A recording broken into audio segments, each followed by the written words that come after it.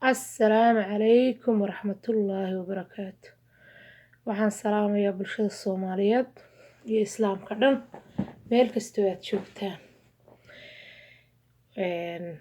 Magacayga waxaa la yiraahaa kolley hadda taariikh nololeedkayga iyo kama sheekayn karo mar kale inoo ahaanaysa laakiin Khadiija Soomaali baa la yiraahaa. Soomaali iska dhawaayo haddaan hadda ina hebel baa la yiraahaa aan idhaho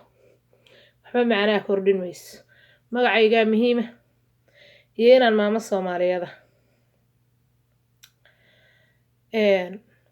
baraha bulshada inaan ka hadlayn badan ma rabin. gabdha iiga horeeyay xataa inaan kanaaladooda dhowr jeer wax ka dhaxdhaho waan damcay laakiin waa ii suurtageli weyn. waxaan walaalayaal idinla wadaagayaa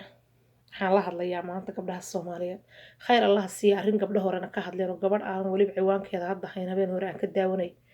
na way ka hadash aniguna in badan inaan ka hadlaan rabay. waxaan rabaa gabdhaha Soomaaliyeed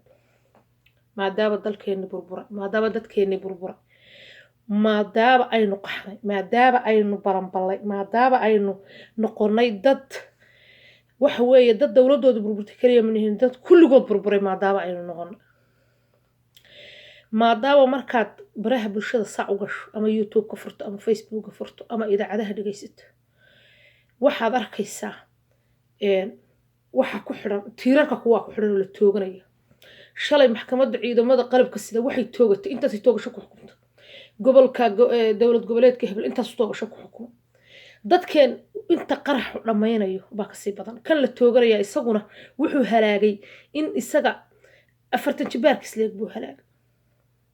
maadaama ay dadkeen meel walba ku dhamaanayaan maadaama ay maxay ahaytoy la tooganayo kii maxay ahaytoy aan marka qaraxa ka badbaaday waa isagii wax dilay ama si kale loo tooganayo waa isagii wax dilay maadaama ay ku dhamaanayaan jeelasha adduunka meel bay ku xiran yihiin maadaama kuwii dibadaha u soo cararay oo maartay magalgeliyada weydiistay wadamada shisheeyaha la qaadanayo maalmo 5 iyo 6 ciyaal mid ooyayso barooranaysa waad aragtay maalin wadada Facebook ka ooyeysay Mareykanka maadaama dadkeena u dhamaanayo dad ban noo seef garoobeen oo dadkeeniba uu yahay dad maaragtay masiiba iskaga dhacday way aynu u rabnaa inay midiba 10 cunug dhasho way aynu u rabnaa midiba inay 15 cunug dhasho miyayna ka fiicnayn inaynu dhallo wax aynu seef garayn karno wax aynu wax bari karno wax aynu u sheegi karno in ayan sidan nolol ahayn miyayna fiicnayn dadka miyaynu ka badana waynaga 10 ka dhalaynee dadka miyaynu ka badana kay Ethiopia cid inoo xigay mise inaga baday mise lagu qiyaasaa midkiiba inagana mise lagu qiyaasaa inaga nimankuna 4 iyo 5 iyo 6 naagood bay wax ka dhalaan